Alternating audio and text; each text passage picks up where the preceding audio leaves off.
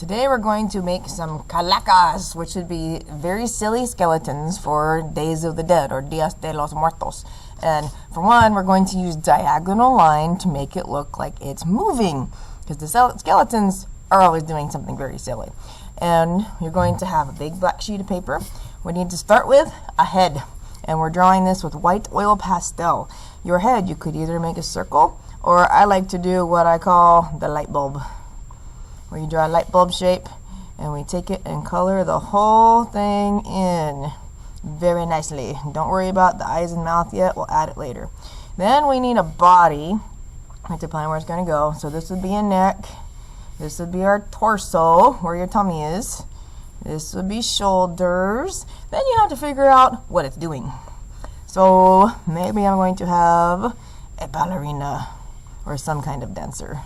There we go. So your arm's made of 2 line segments. Here's 1, here's 2, and then a hand, which is just bones. And same thing on the other arm. 1 line segment, 2 line segments, hand. And then figure out what the legs are doing. Still, that's 2 line segments and a foot. And this leg, I'm going to show where the knee is, and here's a foot. My dancer is going to need a face, so that's where I can take oil pastels and draw on eyes. Remember, they're big holes. The nose is a hole, the nasal cavity, and these are happy. So a big smile on my skeleton. And my dancer needs some clothes, so I'm going to draw the clothes and color in on top of the bones. There, I gave him a little bow tie. And he's going to need some kind of a shirt. So I draw the shirt, and then you will color it in. And we color over the bones so they disappear.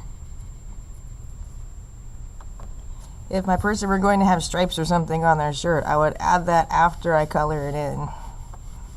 It's a lot easier to do it this way.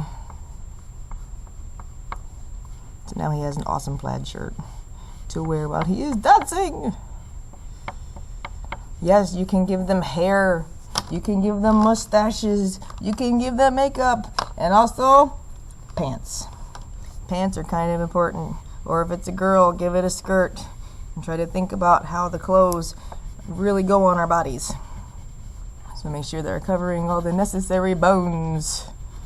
So now my skeleton has some awesome pants. Might have to make those plaid too. And yes, I can draw shoes. Give him some blue shoes to match his blue shirt.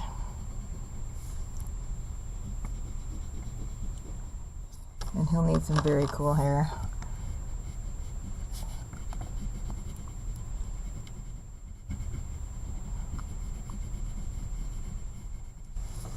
And I would call my skeleton complete. We don't have to do a background. If they're holding something, if that makes sense for your skeleton, you can draw that in their hand, like a football player could hold a football. That would make sense. We don't have to do a background behind it. If you wanted to draw a line for the ground, that would be okay. Just have fun with it and see what kind of funky moves you can make your skeleton do.